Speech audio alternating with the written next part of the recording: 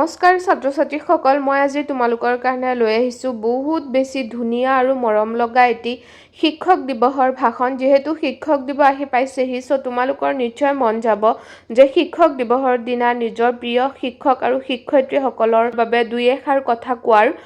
সেই কথাখিনি মই ধুনীয়াকৈ লিখি লৈ আহিছোঁ যাতে তোমালোকে শিক্ষক দিৱসৰ দিনা এই কথাখিনি কৈ নিজৰ টিচাৰক সন্মান জনাব পাৰা আৰু নিজৰ মনৰ কথাখিনিও প্ৰস্তুত কৰিব পাৰা। প্ৰথমতে ক'ব লাগিব যে নমস্কাৰ উপস্থিত আজিৰ সভাৰ সন্মানীয় সভাপতি মহোদয়, শ্ৰদ্ধাৰ শিক্ষক শিক্ষয়িত্ৰী আৰু মোৰ মৰমৰ বন্ধু বান্ধৱীসকল।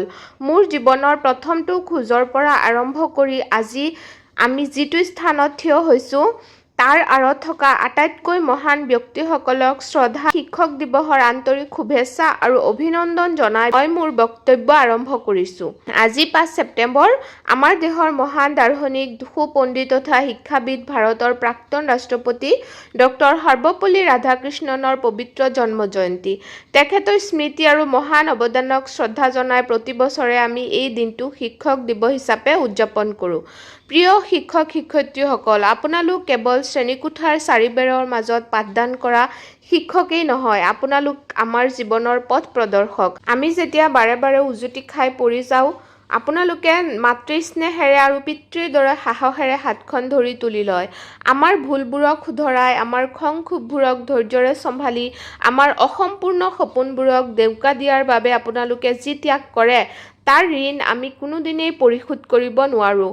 আমাৰ সফলতাত নিজৰ গৌৰৱ বিচাৰি পোৱা বিশ্বৰ একমাত্ৰ ব্যক্তি হ'ল শিক্ষক।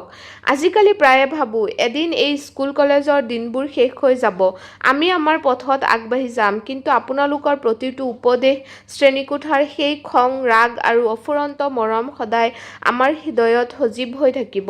জীৱনৰ জটিল বাটত যিয়েই নহওঁ কিয়, আপোনালোকে শিকোৱা নৈতিকতা আৰু সততাৰ পাঠ আমি কেতিয়াও পাহৰি নাযাওঁ। আপোনালোকৰ আশীৰ্বাদেই আমাৰ আটাইতকৈ ডাঙৰ শক্তি। আপোনালোকৰ স্বাস্থ্য ভালে থাকক, আপোনালোক সদায় হাঁহি সুখীতে থাকক, ভগৱানৰ ওচৰত তাৰেই প্ৰাৰ্থনা জনাইছোঁ। প্ৰতিগৰাকী শিক্ষাগুৰুলৈ পুনৰবাৰ কোটি কোটি প্ৰণাম জনাই মই মোৰ বক্তব্য সামৰণি মাৰিলোঁ। ধন্যবাদ। এনেকৈ কৈ তুমি তোমাৰ বক্তব্যটো সামৰণি মাৰি দিবা। আৰু যদি তুমি কিবা বিচাৰি আছা যে এনেকুৱা এটা বাক্য য'ত নেকি এই যোনটো বাক্যই নেকি এই কথাখিনি, তোমাৰ এই ভাষণটো আৰু বেছি ধুনীয়া কৰি তুলিব, আৰু ইয়াত থকা কিছুমান বাক্য এনেকুৱাও হ'ব পাৰে যোনটো তোমাৰ পচন্দ হোৱা নাই, সেইটো আঁতৰাই তোমাৰ মন ভাল লগা যিকোনো এটা বাক্য যোনটো তুমি নিজে লিখিছা, পচন্দ কৰিছা, সেইটো তুমি ইয়াত এই ভাষণটোত লগাই দিবা যাতে তোমাৰ ভাষণটো আৰু বেছি ধুনীয়া হৈ উঠে। মই এইটোৱে বিচাৰোঁ যে সেই দিনাখন তোমাৰ ভাষণটো চবতছে বেছি ধুনীয়া হওক আৰু ভাল হওক। এইখিনি আছিলে ভাষণটো। আশা কৰোঁ তোমালোকে এই ভিডিঅ'খনৰ জৰিয়তে উপকৃত হ'বা আৰু লগতে মোৰ চেনেলটো লাইক, কমেণ্ট, শ্বেয়াৰ আৰু ছাবস্ক্ৰাইব কৰিবলৈ নাপাহৰিবা। আৰু প্লিজ কৈছোঁ হাইপ কৰি দিবা। ধন্যবাদ।